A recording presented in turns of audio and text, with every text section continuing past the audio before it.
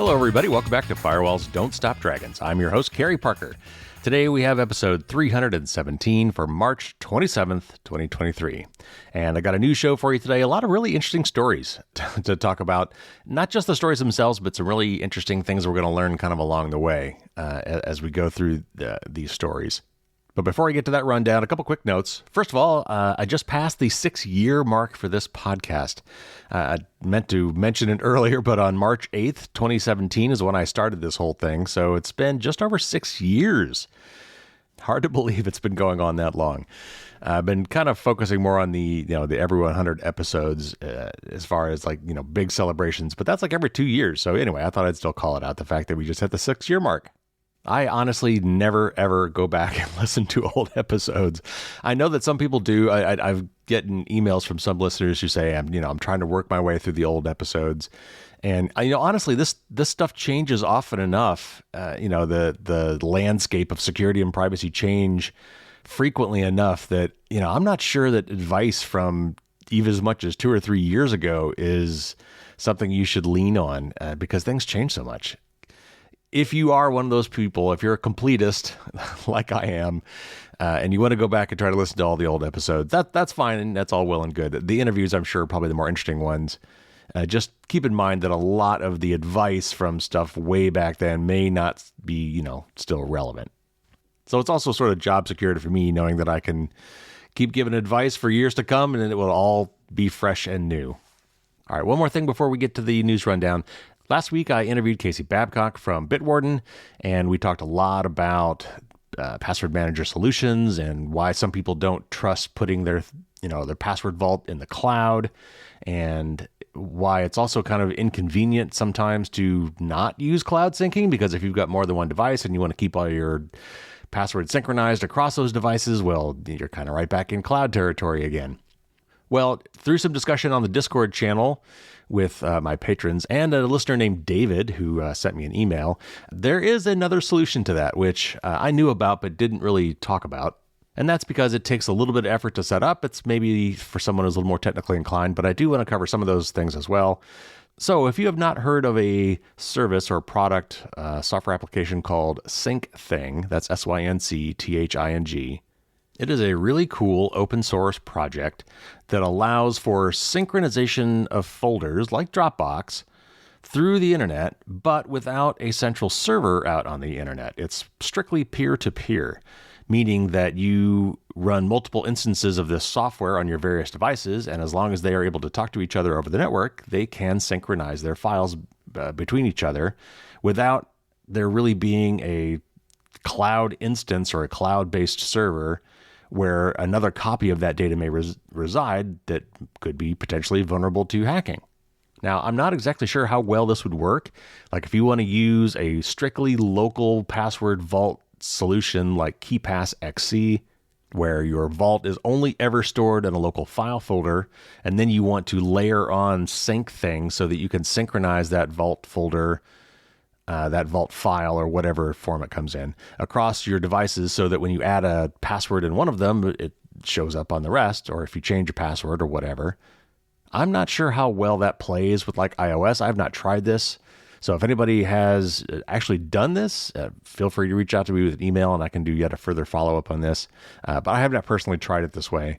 But the way it should work is you would run a local-only password manager like KeePass XC, and I'll put links to all this stuff in the show notes, where it would save your file locally, and then you would put that in a folder that SyncThing would then synchronize between, let's say, your iOS device and your Macintosh computer or your Windows computer or your Linux computer or whatever, or all the above. And it should synchronize your passwords and that vault file across all those devices so that you can get to your passwords from anywhere. But like, for example, iOS is kind of weird. Like, I'm not sure how it deals with like folders and files in that sense. Like, can I have one app on my iPhone point to a data folder that is used by another app?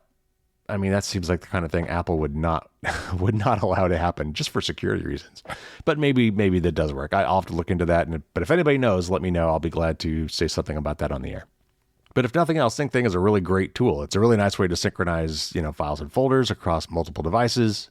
So if you're looking for a solution like that that does not require something in the cloud, check out SyncThing. All right, so we have a lot of news topics to cover today.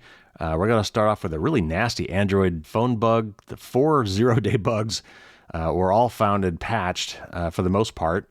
Also, hackers have been using a browser plugin to steal Gmail messages and more.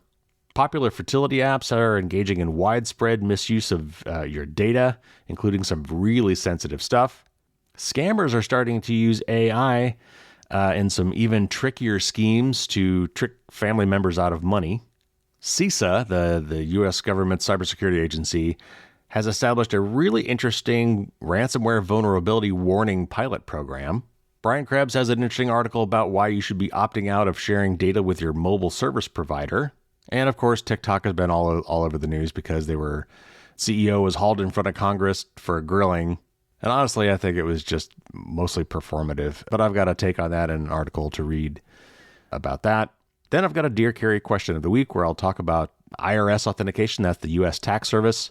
They have been relying on a service called ID.me that caused a lot of blowback. I've got an update on that, but it's not looking like it's ready for prime time yet. So we'll talk about that. And then we'll get to my tip of the week where I'll talk about device fingerprinting or web fingerprinting or browser fingerprinting. What it is, what it means to you, and how you might try to defeat this technology or at least try to mitigate it. So lots to talk about. Let's get to it.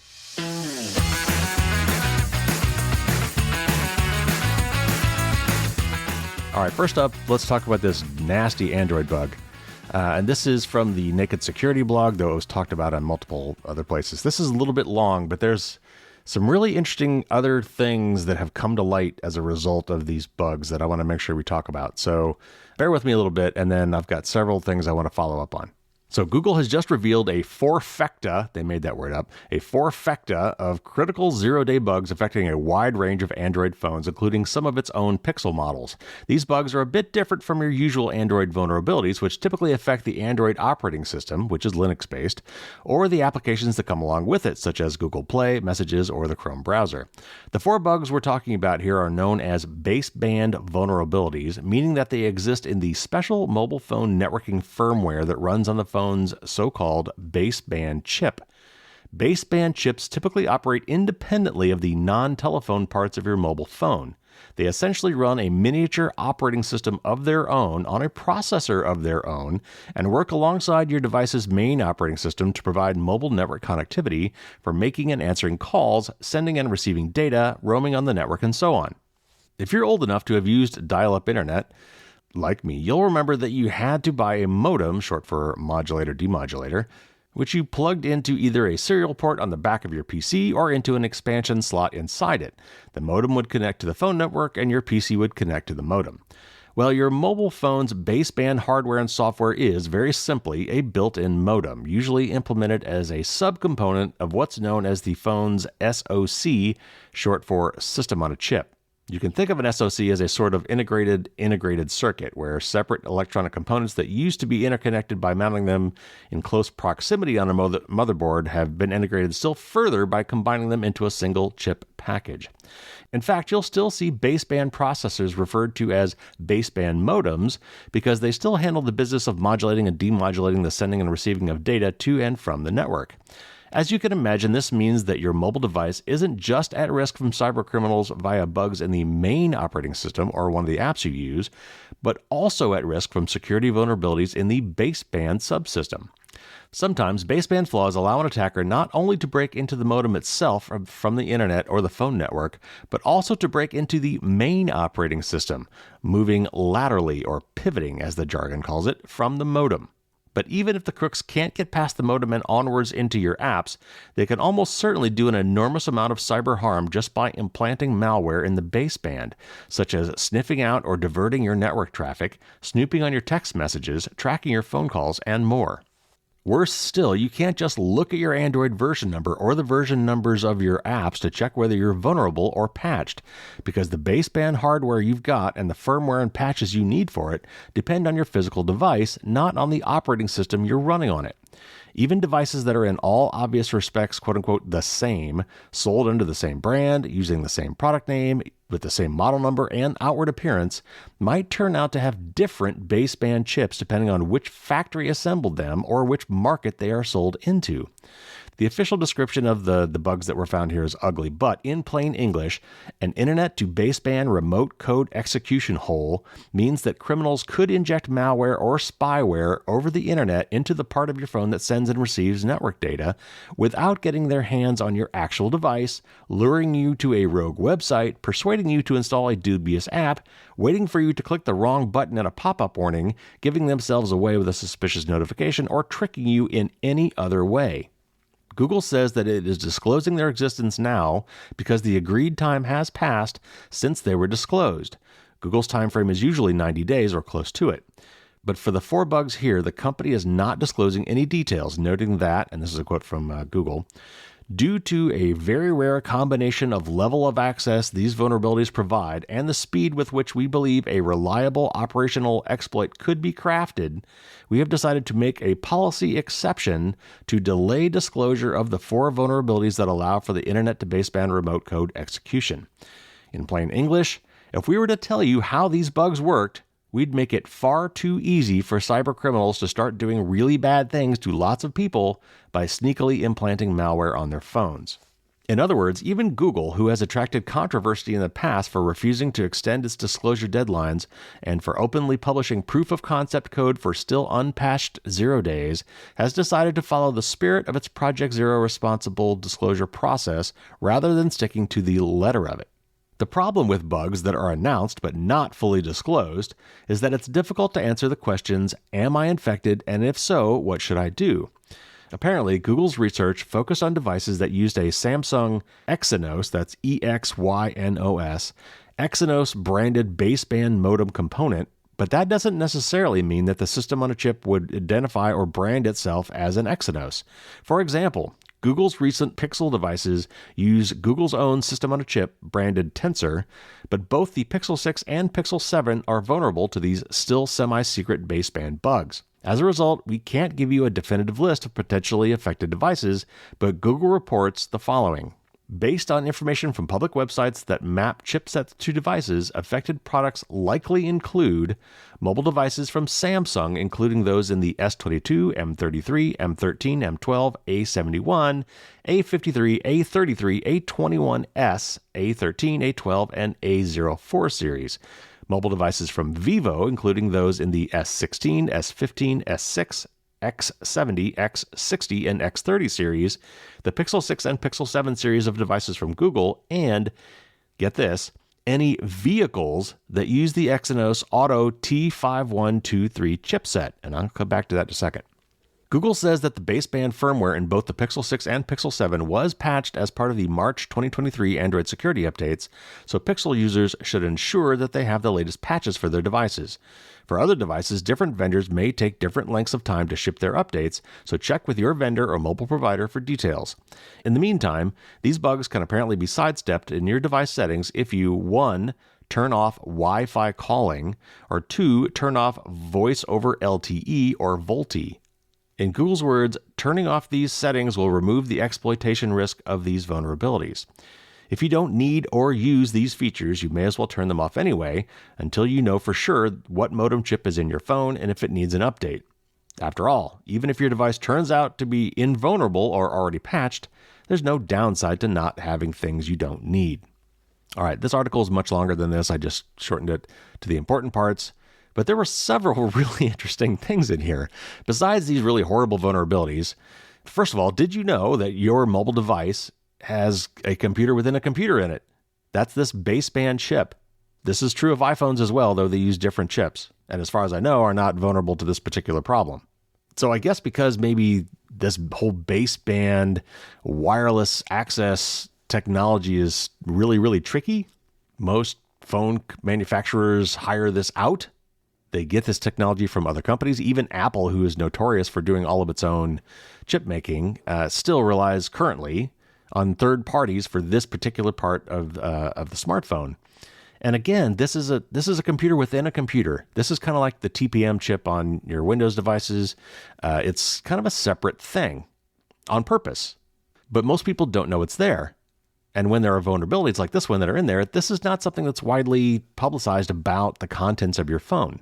So it's kind of hard to tell whether or not your device is affected when they find out that certain, makes and models of these baseband chips are vulnerable, and the firmware that is loaded on these things is not something you can quickly determine by looking on your phone somewhere. Now, your operating system has the capability to update that firmware.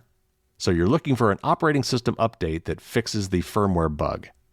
And again, this chip, the one that most people don't even know exists, that is really hard to know about, that is impossible to query, does some really important stuff on your phone. And they do, in some cases, share access to memory spaces on your phone such that it is possible to infect the baseband chip and then move across to the main operating system part of your phone and perhaps infect that as well. So this is a potentially serious place to have vulnerability in your phone, and it's just not well understood or known. So this exposes that. Also, this talks about this functionality called Wi-Fi calling or voice over LTE. This is a feature that's been added to a lot of modern phones. It's kind of an assistance mechanism thing where if you're having trouble getting cell signal, but you've got Wi-Fi, it's kind of a way to make cell phone calls over Wi-Fi instead of over cellular. This feature was added, I think, to iPhone a couple of years ago. It's been on Android apparently too. I think it was enabled by default. So you need to go check your settings to see if it was enabled. And if so, you could just disable it. Again, something that a lot of people probably just were never aware of, but it is there. And in this case, it is an avenue of vulnerability for your device. And then finally, that note about this affecting cars, vehicles, because all modern cars come with cellular modems built in now, because manufacturers want to know what's going on with your vehicle, and they track all sorts of stuff about you and your car. It's a cell phone built into your car. Your car is a driving cell phone now. Whether you paid for that service or not, your car is collecting all sorts of telemetry data and sending it up to the manufacturer probably, and who knows who else. And you'll even find today that when there's a recall on your vehicle, if it's something that could be fixed by software, they will just download an update to your car over the cellular network.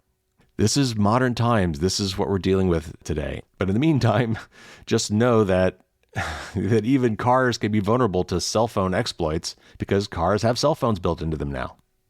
So I will say that more than likely, this particular set of exploits is probably only going to be used on high-value targets. This is not probably going to be something that is just going to be generally done to lots of people. Nevertheless, it's a really, really serious bug, and it needs to get fixed. So if you have an Android phone, one of the ones I mentioned here, you should certainly probably turn off the Wi-Fi calling or the voice over LTE features if you don't use them, which you probably don't need them. The simplest thing is to turn those things off and just leave them off.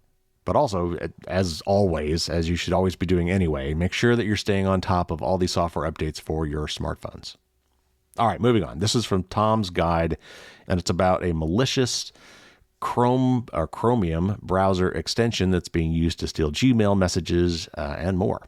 Gmail accounts are under attack from a malicious browser extension spreading via phishing emails that targets Google Chrome, Microsoft Edge, and other Chromium-based browsers, which, by the way, would include Opera and Brave. Once installed in your browser, this malicious extension is able to steal the contents of your Gmail messages and even infect the best Android phones with malware, but more on that later.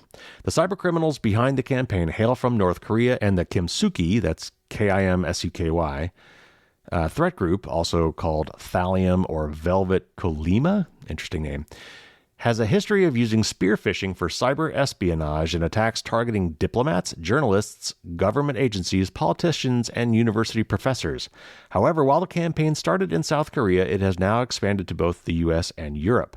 Even if you don't have a high-profile job, you could end up accidentally installing this malicious extension and having your Gmail account compromised, which is why we all need to remain vigilant online. The attack starts with a phishing email urging potential victims to install a Chrome extension, though it could also be installed in Microsoft Edge, Brave, and other Chromium-based browsers if a user takes the bait. The extension is named AF, and unlike normal extensions, it can't be found in Chrome's More Tools sections under Extensions. Instead, you need to manually type Chrome or Edge or Brave //extensions into your browser's address bar to find it. Once installed, though, it automatically activates and begins intercepting or stealing the contents of emails from your Gmail account. If having your Gmail messages read by hackers wasn't bad enough, the Kimsuki hacker group also has its own Android malware called FastViewer, FastFire, or FastSpy DEX. Once your Gmail account is in the hands of these hackers, they then use Google Play's web-to-phone synchronization feature for installing applications from your computer onto your smartphone to infect victims' phones with the malware. The FastViewer malware is a remote access Trojan, or a RAT, that allows the hackers to drop, create, delete, or steal files, as well as retrieve your contacts, make calls, send text messages, turn on your camera, log your keystrokes, and more. Suffice it to say, this malware is incredibly dangerous and could be used for blackmail or even to steal your identity. With this malicious extension in particular, it's a good idea to enter, again, Chrome::extensions or Edge::extensions or Brave::extensions or probably Opera as well, depending on your browser, to see if you have it installed. If you do, you should delete it immediately. As for avoiding malicious extensions in the first place, don't ever install any extension or other software sent to you in an email. You also want to avoid opening emails from unknown senders, as well as downloading any attachments that they may contain. So while you probably have not been targeted with this specifically, it's also just a good reminder that browser extensions are really powerful. I kind of think of them almost like applications being installed on your computer. If the analogy being like your browser is sort of its own sandbox, its own operating system, its own environment. And within that environment, plugins are kind of like apps. And these apps can have certain permissions and they can get up to a lot of no good. So just like you shouldn't install any apps that you don't absolutely need, and you definitely shouldn't be installing apps from untrusted sources, and you should be deleting any apps that you don't absolutely need. The same is true for extensions in your browser as well. And you may have over the years added lots of extensions. There was a period of time when a lot of websites kept pushing you to install toolbars and other little extensions, but you really have to be aware of browser extensions because they have a lot of power. They can see a lot of your stuff. They can do a lot of tracking. They can actually install malware. So now would be a good time for you to review the extensions that you have installed in all your browsers, mobile and desktop, and make sure that you need everything that's there. And if not, delete it. All right, next up, this is from a website called The Conversation, which I'm not sure I've heard of before, but I think it's from Australia, which is probably why I have not heard of it. But even though this article is focused on Australia, this obviously applies to everyone around the world. And this is about a lot of popular fertility apps engaging in some pretty nasty misuse of your data. New research reveals serious privacy flaws in fertility apps used by Australian consumers, emphasizing the need for urgent reform of the Privacy Act. I assume that's an Australian law, but obviously this is a call for privacy legislation and regulation everywhere. Fertility apps provide a number of features. For instance, they may help users track their periods, identify a fertile window if they're trying to conceive, track different stages and symptoms of pregnancy, and prepare for parenthood up until the baby's birth. These apps collect deeply sensitive data about consumers' sex lives, health, emotional states, and menstrual cycles, and many of them are intended for use by children as young as 13. My report analyzed the privacy policies, messages, and settings of 12 of the most popular fertility apps used by Australian consumers, excluding apps that require connection with a wearable device. This analysis uncovered a number of concerning practices by these apps, including 1. Confusing and misleading privacy messages, 2. A lack of choice in how data are used, 3. Inadequate de-identification measures when data are shared with other organizations, and 4. Retention of data for years even after consumer stops using the app, exposing them to unnecessary risk from potential data breaches. The apps in this study collect intimate data from consumers such as their pregnancy test results, when they have sex and whether they had an orgasm, whether they used a condom or withdrawal method, whether they have their period, how their moods change, including anxiety, panic, and depression, and if they have health conditions such as polycystic ovary syndrome, endometriosis, or uterine fibroids. Some ask for unnecessary details such as when a user smokes and drinks alcohol, their education level, whether they struggle to pay their bills, if they feel safe at home, and whether they have stable housing. They also track which support groups you join, what you add to your to-do list or questions for doctor, and which articles you read. All of this creates a more detailed picture of your health, family situation, and intentions. Consumers should expect the clearest information about how such data are collected, used, and disclosed, yet we found some of the messaging is highly confusing or misleading. Some apps say, quote, "We will never sell your data," unquote, but the fine print of the privacy policy contains a term that allows them to sell all your data as part of the sale of the app or database to another company. This possibility is not just theoretical. Of the 12 apps included in the study, one was previously taken over by a drug development company and another 2 by a digital media company.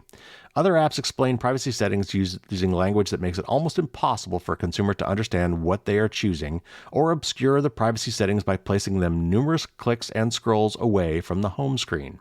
The major data breaches of the past 6 months highlight the risks of companies holding on to personal data longer than necessary.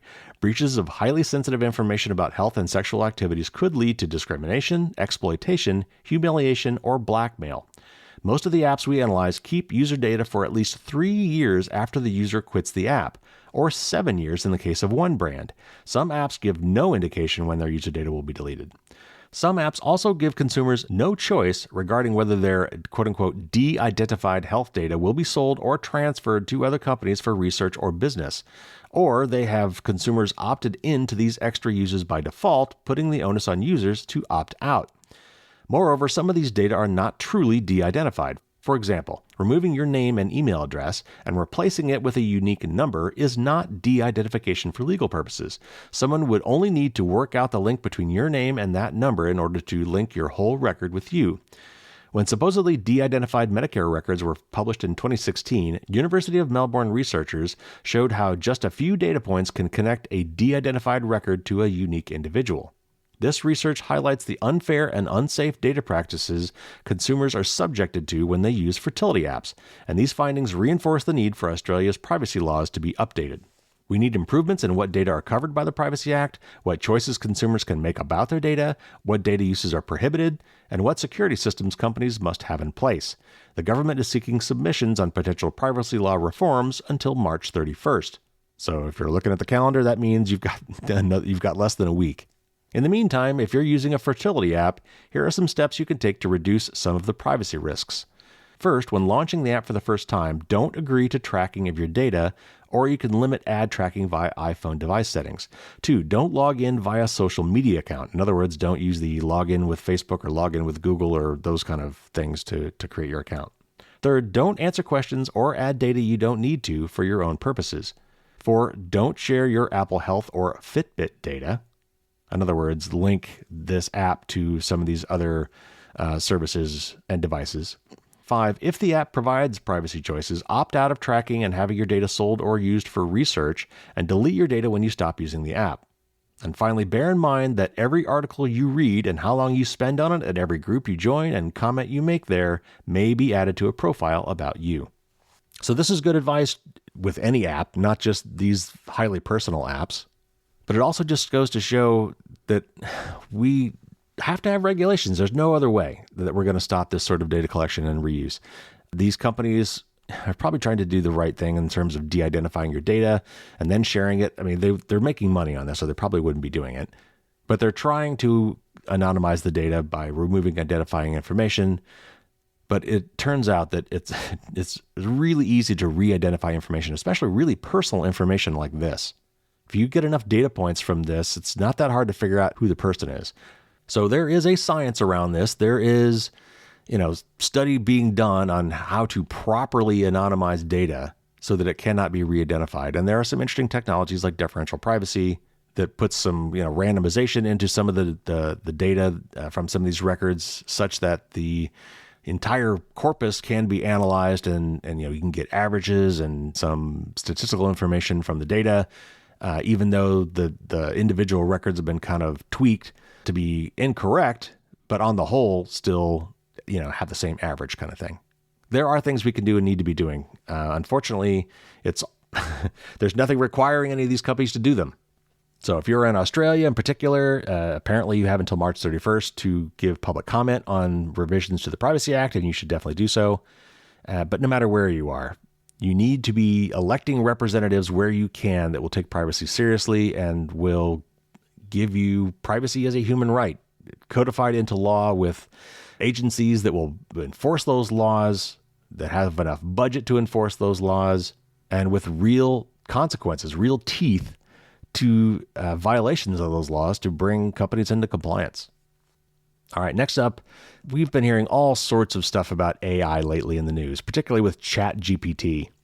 And I would love to do a whole show on that at some point, though it's been talked to death everywhere. But I think it has some very interesting impacts on security and even privacy. And I'd like to talk about it from that angle, which I have not heard talked about too much. But this next article from the Federal Trade Commission, the FTC, does speak to that. It's really short, but let me just read it, and then I'll have some comments at the end.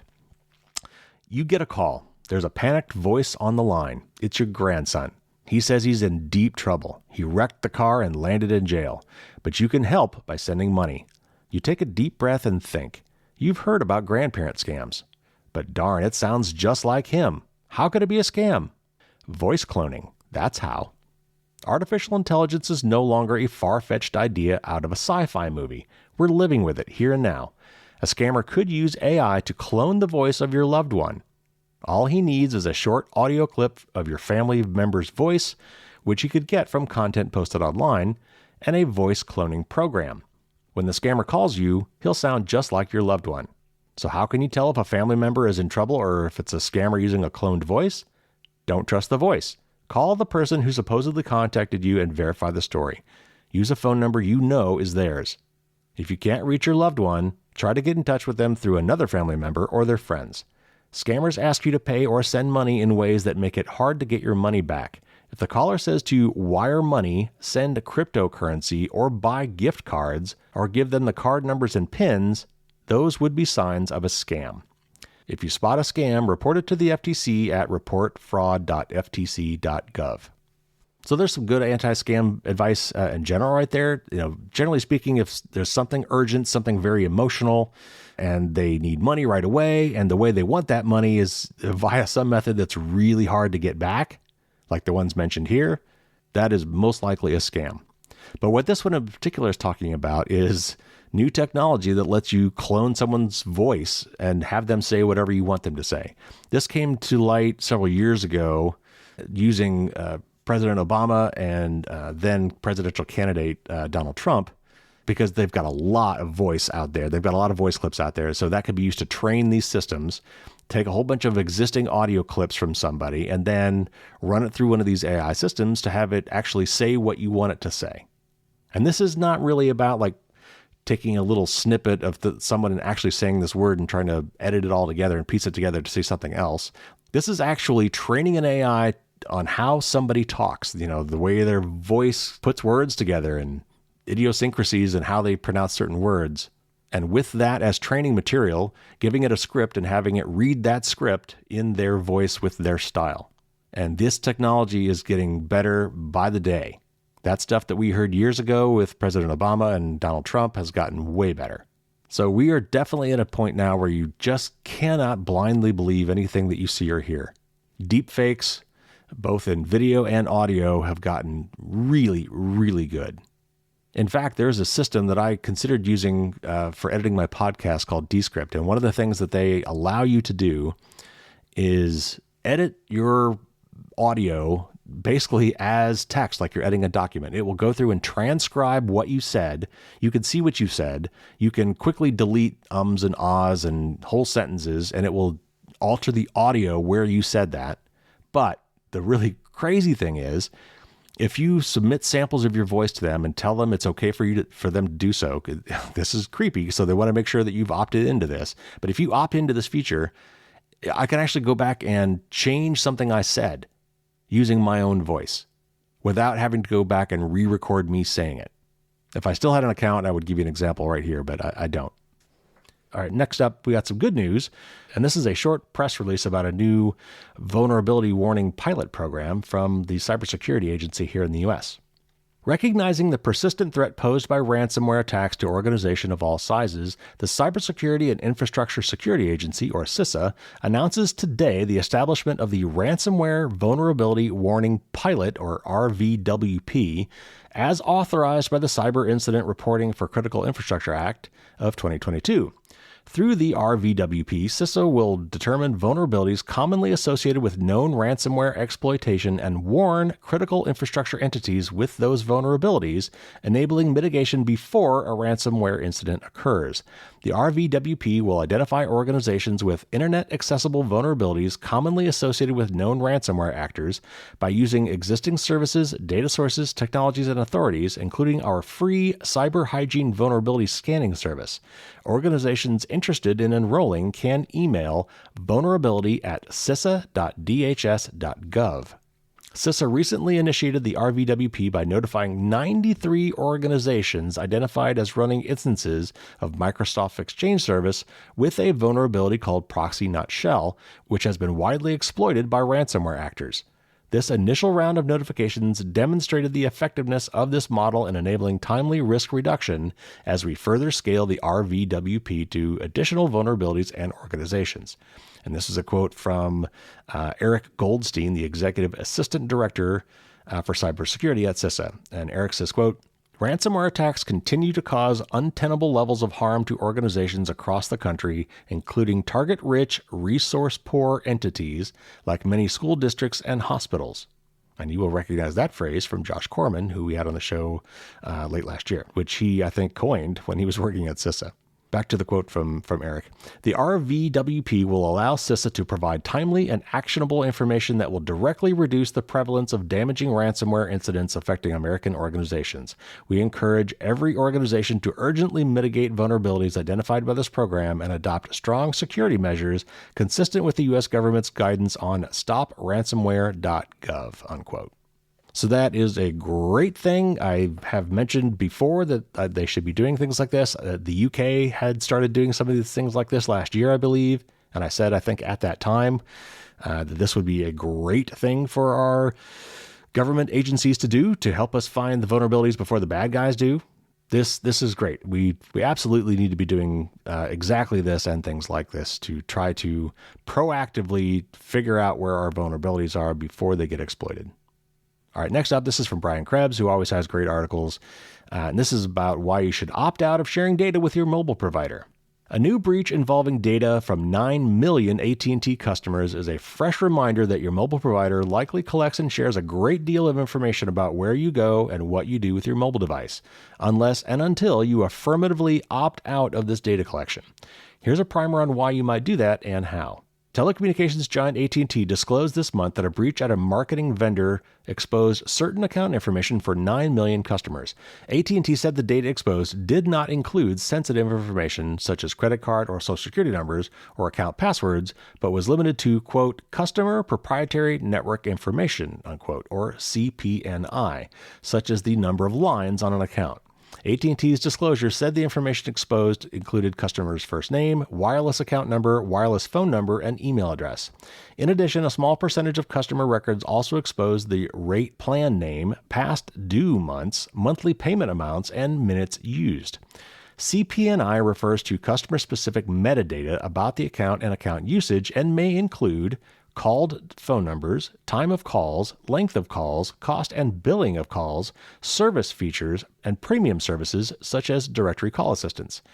According to a succinct CPNI explainer at TechTarget, CPNI is private and protected information that cannot be used for advertising or marketing directly. And this is a quote from that TechTarget article, quote, an individual's CPNI can be shared with other telecommunications providers for network operating reasons. So when the individual first signs up for phone service, this information is automatically shared by the phone provider to partner companies, unquote. Is your mobile internet usage covered by CPNI laws? That's less clear, as the CPNI rules were established before mobile phones and wireless internet access were common. TechTarget's CPNI primer explains, quote, under current U.S. law, cell phone use is only protected as CPNI when it is being used as a telephone. During this time, the company is acting as a telecommunications provider requiring CPNI rules.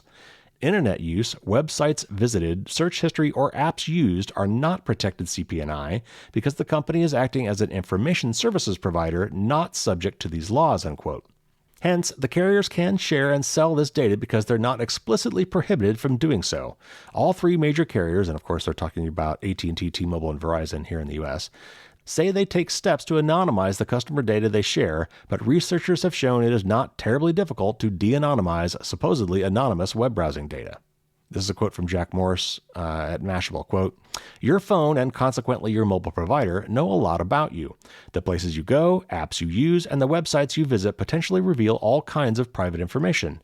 For example, religious beliefs, health conditions, travel plans, income level, and specific tastes in pornography. This should bother you," unquote. Happily, all the U.S. carriers are required to offer customers ways to opt out of having data about how they use their devices shared with marketers. Why should you opt out of sharing CP&I data? Well, for starters, some of the nation's largest wireless carriers don't have a great track record in terms of protecting the sensitive information that you give them solely for the purposes of becoming a better customer, let alone the information they collect about your use of their services after that point. In January of 2023, T-Mobile disclosed that someone stole data on 37 million customer accounts, including customer name, billing address, email, phone number, date of birth, T-Mobile account number, and plan details. In August of 2021, T-Mobile acknowledged that hackers made off with the names, dates of birth, social security numbers, and driver's license numbers information on more than 40 million current, former, and prospective customers who applied for credit with the company. Last summer, a cyber criminal began selling the names, email addresses, phone numbers, social security numbers, and dates of birth on 23 million Americans. An exhaustive analysis of the data strongly suggested it all belonged to customers of one AT&T company or another. AT&T stopped short of saying the data wasn't theirs, but said that the records did not appear to have come from its systems and may be tied to a previous data incident at another company. However frequently the carriers may alert consumers about CP&I breaches, it's probably nowhere near often enough. Currently, the carriers are required to report a consumer CP&I breach only in cases, quote, when a person without authorization or exceeding authorization has intentionally gained access to, used, or disclosed CP&I, unquote. But that definition of breach was crafted eons ago, back when the primary way CP&I was exposed was through pretexting, such as when the phone company's employees are tricked into giving away protected customer data. While it's true that the leak of CP&I data does not involve sensitive information like social security or credit card numbers, one thing AT&T's breach notice doesn't mention is that CP&I data, such as balances and payments made, can be abused by fraudsters to make scam emails and text messages more believable when they're trying to impersonate AT&T and phish AT&T customers. The other problem with letting companies share or sell your CP&I data is that the wireless carriers can change their privacy policies at any time, and you are assumed to be okay with those changes as long as you keep using their services. For example, location data from your wireless device is most definitely CP&I, and yet until very recently, all the major carriers sold their customers' real-time location data to third-party data brokers without customer consent. What was their punishment?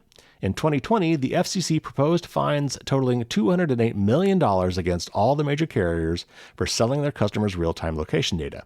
If that sounds like a lot of money, consider that all the major wireless providers reported tens of billions of dollars in revenue last year.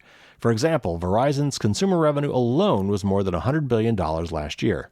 If the United States had federal privacy laws that were at all consumer-friendly and relevant to today's digital economy, this kind of data collection and sharing would always be opt-in by default. In such a world, the enormously profitable wireless industry would likely be forced to offer clear financial incentives to customers who choose to share this information. But until that day arrives, understand that the carriers can change their data collection and sharing policy when it suits them. And regardless of whether you actually read any notices about changes to their privacy policies, you will have agreed to those changes as long as you continue using their services. Now, this article does have details on how to go to each of the U.S. carriers to stop the sharing of this CP&I data.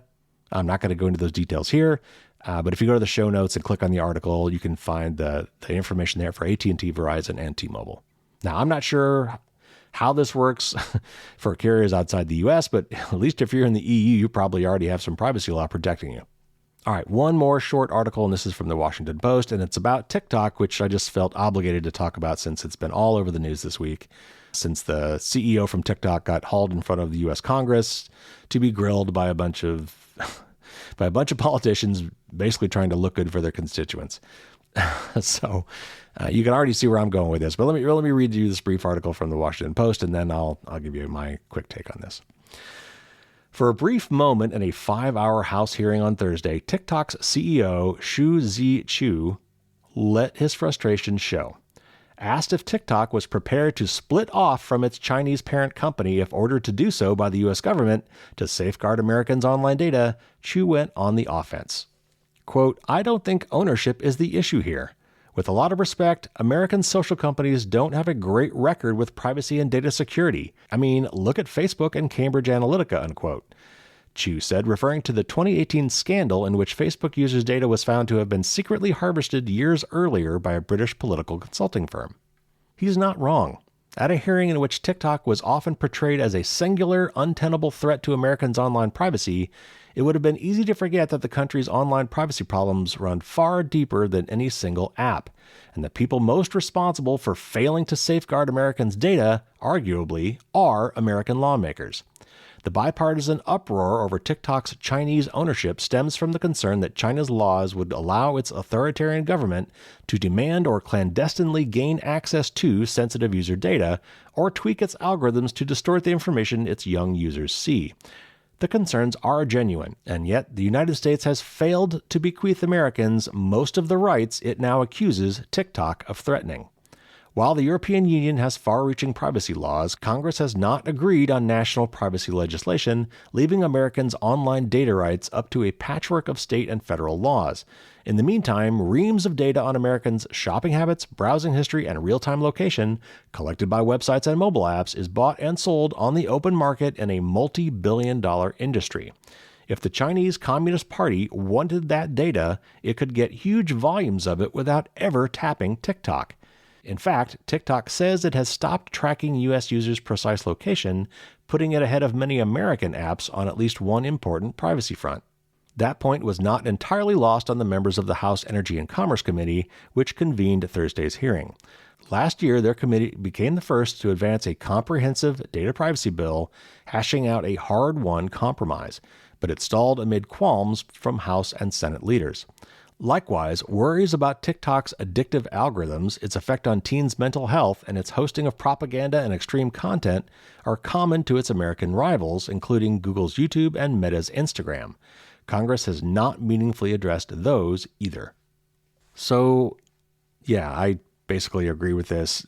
TikTok, well, okay, first of all, there's no way that TikTok is going to sell itself to some U.S. company.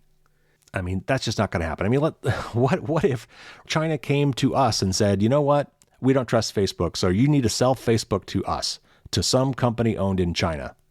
It just wouldn't happen. I don't see that happening with TikTok either. So it's probably going to get banned. I mean, the way things are going. I mean, right now we've just got this political thing with China, so a lot of our politicians are grandstanding and trying to look protectionist and trying to do something about this supposed Chinese threat. I mean, look, the Chinese government is obviously a repressive regime, but we talk about other countries banning our apps and banning our services, and we call them being repressive when they do it. The fact of the matter is, TikTok itself is not the problem. We need privacy legislation. We need privacy rights. As far as collecting data that could be used to compromise our citizens or our politicians or our military leaders or whatever, we don't need TikTok for that. There are many American companies that are collecting plenty of information that could be bought or hacked or stolen because we allow them to. I think we've really kind of made TikTok a boogeyman here. Yes, there are potential abuses of this data, but you don't need the TikTok app to get that data. And yes, there are, possibilities that some of these algorithms could be used to try to influence Americans, but that has already happened with other companies as well, including American companies, like with Cambridge Analytica. So I don't know what's going to happen here. It sure is looking like they're going to try to ban TikTok somehow in America. I don't know how that's going to work. I certainly don't believe that TikTok's going to submit to being owned by an American company somehow. This is just really ugly, and we're going about this the wrong way. All right, so that was your news for the week. So we've got a quick Dear Carey question, and then we'll do our tip of the week. All right, so Stefan sent me actually several questions, but one of the ones he sent me recently was about the IRS here in the United States, which tax time is coming up quickly. So I thought now would be a good time to talk about this. And this company that is doing authentication for the IRS website called ID.me. Here's Stephen's question. Last year, to reach the IRS, they were wanting people to sign up with ID.me. That seemed to get shot down last tax season, but appears to be back again this year. What I am hearing from my tax advisor is that they are not answering the phone, and the only way to converse is through the IRS website, which now requires an ID.me. Is this something you have covered, or what are your thoughts? So first of all, a little bit of background, and it looks like this might be changing based on this article I found from a website called FCW. I'm not really sure what that is, but let me just read this and I'll talk about it. Less than a month out from tax day, the IRS is preparing to implement a government-operated identity verification system, login.gov. Taxpayers will be able to use the single sign-on tool to access tax documents and make payments through irs.gov as soon as next week. And this was like 2 weeks ago when this article came out, I think March 13th. The news comes 1 year after the IRS faced outcry over requirements for taxpayers to verify their identities using facial recognition technology from vendor ID.me to access online IRS accounts, and 1 week after an internal audit showed login officials had paused efforts to implement similar technologies and misled agencies about those plans.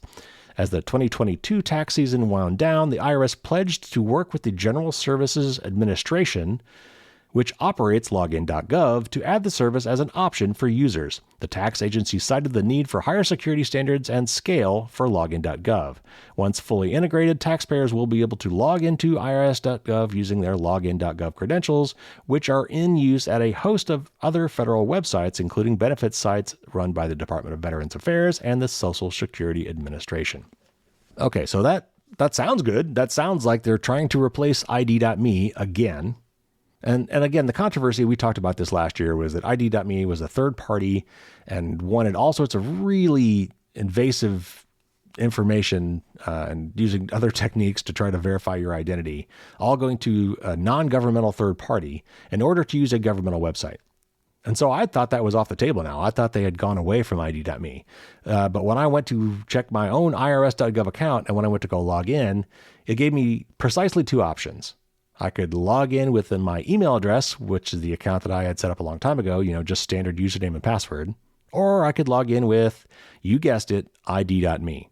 And that is as of March 25th. Supposedly, they were supposed to move over to login.gov, but I saw no evidence of that when I went to the irs.gov website. So maybe it's still coming, I don't know. But the sad fact is you can only do what you can do. And it looks to me like right now, your options are still ID.me. But if you want to hold on a little bit longer, you might wait to see if login.gov finally does become an option, because that at least is not ID.me, and it's something that's run by the U.S. government, along with other websites. And by the way, I've got a login.gov account. I went to login.gov with a separate login, and I could log into that as well. But once I logged in there, I couldn't see any way to get to the IRS from there, or actually any of my other accounts. So that was kind of weird. I guess I could just manage my account. But anyway, so unfortunately, the answer to your question is it doesn't look like you have any other options right now. But supposedly you will be getting a new option any day now. So keep an eye out for that, and hopefully the login.gov will become an option. All right, so for the tip of the week, as usual, it's related to an article that I wrote for my blog and newsletter subscribers. And this is about fingerprinting. And this came to my attention a couple different ways in the last week, so I thought it'd be good to talk about it.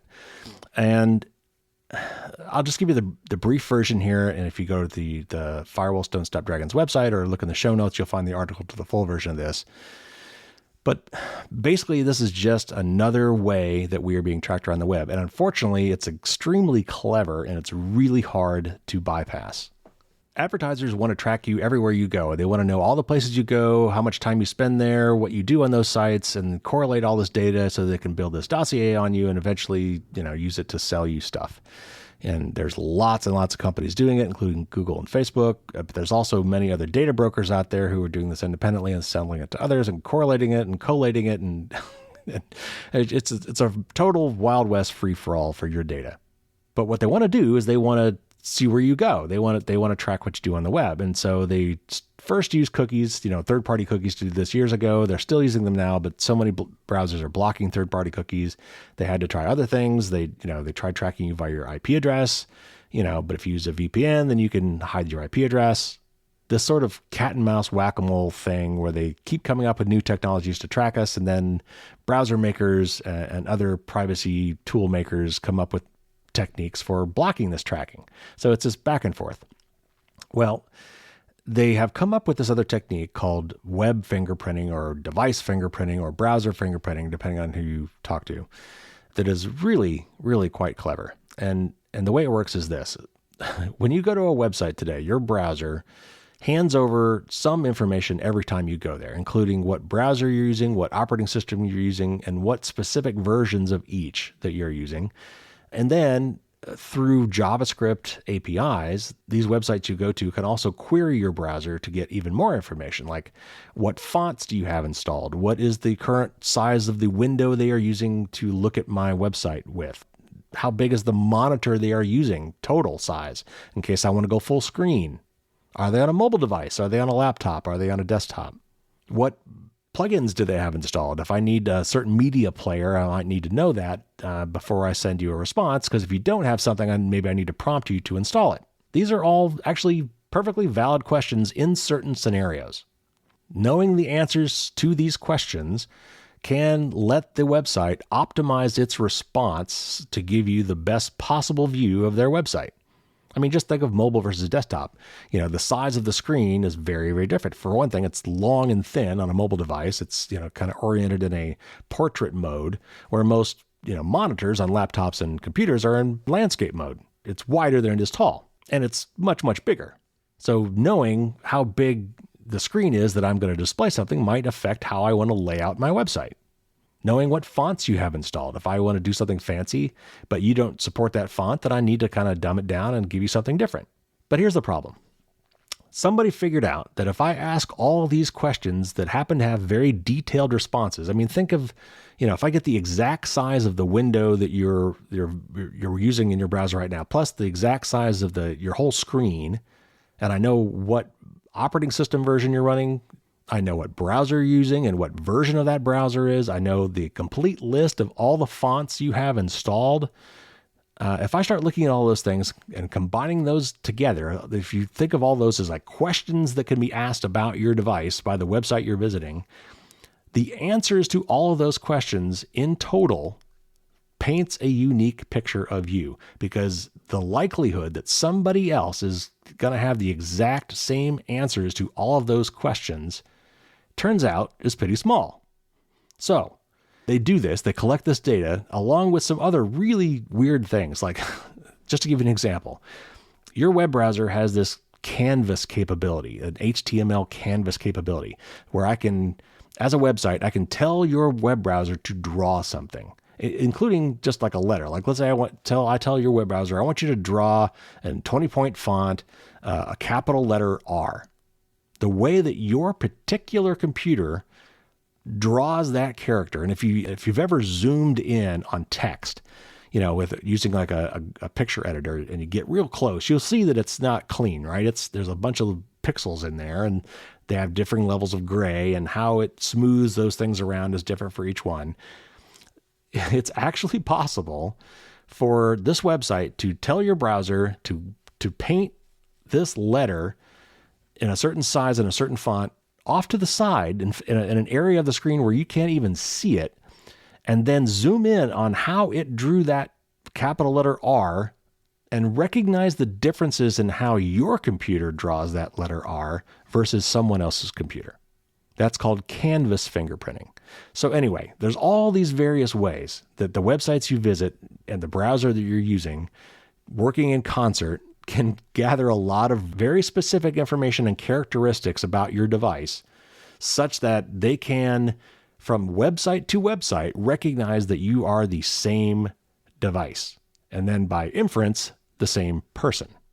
So it's like a fingerprint in the real world. If I find a fingerprint on a murder weapon, and then I find a fingerprint on a glass at the bar, and I say, hey, the same person who held this glass was also the person who held the murder weapon, I know they're the same person. I don't necessarily know who that person is. But as soon as I figure out, well, I knew that the person holding that glass at the bar was this person because the bartender told me so, or this video camera that was at the bar shows that this person is the person who held the glass.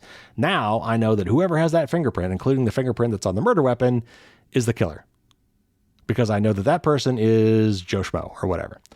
It's the same thing with web fingerprinting. They don't initially know who you are necessarily.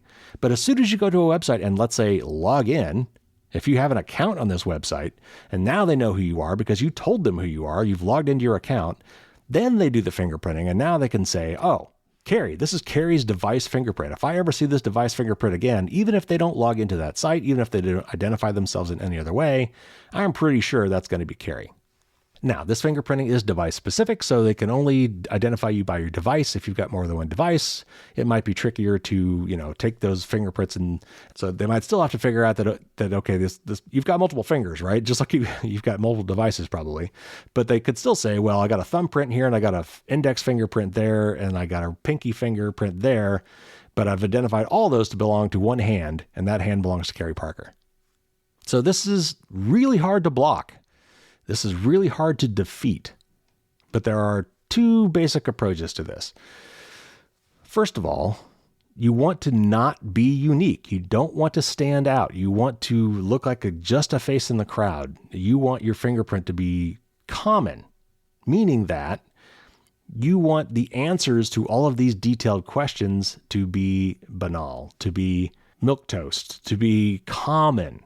You don't want to stick out in the crowd. You want to look like everybody else.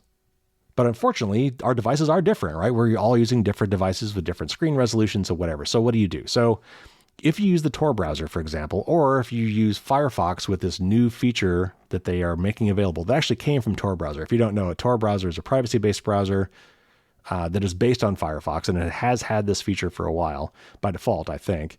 And now Firefox is exposing this to users if they want to try it out. But it's got problems. This is going to be, it's got issues. So basically what happens is they lie about some things, like they give a generic response to your operating system and your browser version to try to make it as common as possible. They report, and they actually try to restrict like the size of the window that you view it on to a certain specific size, like 500 by 1000. Which means in the Tor browser, actually, that when you go to adjust the size of your browser window, if you want to make it bigger, it'll pop up a warning and say, hey, I know you just changed this, but if you change this, you're going to look unique. And we're trying to not do that. So it recommends that you don't actually change the size of your browser window. Other things that it can do is when it reports what time zone you're in, it just automatically says that you are on UTC time, which is Greenwich Mean Time, London time. No matter where you are, which might screw up what they are going to show you, right? I mean, if they think that you're in London or in the London time zone, that might affect what they show you. And so it could be wrong. So anyway, there is this feature if you want to look it up and try it out yourself. And I actually recommend you do, just so you can understand what this does to your browsing experience. It's something called resist fingerprinting. It's in the show notes if you go and find the article. If you go to Firefox, it'll tell you how to enable this special feature with the about:config settings. These are kind of hidden settings that are super user settings that are not something they normally put in the regular preferences. Anyway, if you enable resist fingerprinting, you'll start to see the compromises that you need to make to try to blend in. Now, I said there were two things that you could do, two approaches to this problem. The other thing you could try to do, and this is something I kind of wish we would do more of, is you just need to lie and you need to kind of randomize the answers to your questions. So if I say, how big is the window that you're using right now? Let's say it's really 500 by 1000. Why not say it's 501 by 1001 when I'm on this website? And when I go to another website, I'll say it's 499 by 999. That's pretty close. That's almost the right answer. And it shouldn't really cause any problems if they assume that's the size of my screen and respond appropriately, because I'm almost that size. But it fuzzes the data. It puts a little bit of randomness into that data just so that my answers aren't all the same. There's only so much that you can do, but nevertheless, I think that is something that we should consider doing and having that built into our browsers as well. One thing to note, by the way, is that things like private browsing mode doesn't help you at all in this case. Neither does a VPN. That might hide your IP address, but all these other characteristics I'm talking about are independent of whether or not you're connected to a VPN. Blocking cookies won't help in this situation. This is really tricky to defeat. And again, what we really need is we need privacy rights. It's important that we keep working on these anti-fingerprinting tools. I think that's good to do. I think we should also be revising the HTTP and HTML web protocols to not give away so much info and to prompt us and to, giving us more choices as to when we want to give that information away. But what we really just need to do is give consumers the legal right to privacy and then provide some sort of simple, unique mechanism by which to assert that right, like global privacy control.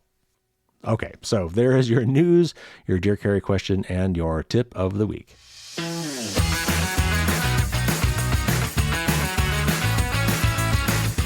All right, everybody, thanks for tuning in. We're running long, so I'll keep this really short. A couple things before we go. I've got these really cool new Dragon Challenge coins that I made last year, and I need to start finding some more reasons to give those away. What I really want to do is challenge people to help other people and, have you earn these coins. But I haven't figured out how to do that yet. But anyway, stay tuned. I will be having some sort of giveaway or contest for the really cool Dragon Challenge coins. And if you want to know what those are, go to Firewalls Don't Stop Dragons and just search on Challenge Coin, you'll find it. But I will be doing something with those, next couple months. For my higher level patrons, Merlin's Musings this week will be my discussion of how to use PGP Part 2. That'll come on Thursday as always. And next week, we'll have our panel discussion with a couple other great privacy advocates, Nate from The New Oil and Nick from privacyguides.org. That was a really fun discussion, and you'll be getting that in our interview next week. I've also got some interviews in the works. I'm trying to get Patrick Wardle to come back. We're going to talk about Mac security. And I've also got an IoT security expert that I want to interview sometime soon too, as well as many other people. So anyway, subscribe if you haven't. Lots of great stuff coming down the pike. All right, everybody, take care out there. Go get your Dragon swag at the merch store. If you want to support the mission here, check me out on Patreon. The 5th edition of the book is out. It's great. Buy it for yourself. Buy it for others. And check out the newsletter and the blog at firewallsdon'tstopdragons.com. Take care, everybody. Stay safe out there. And until next week, as always, don't get caught with your garbage down.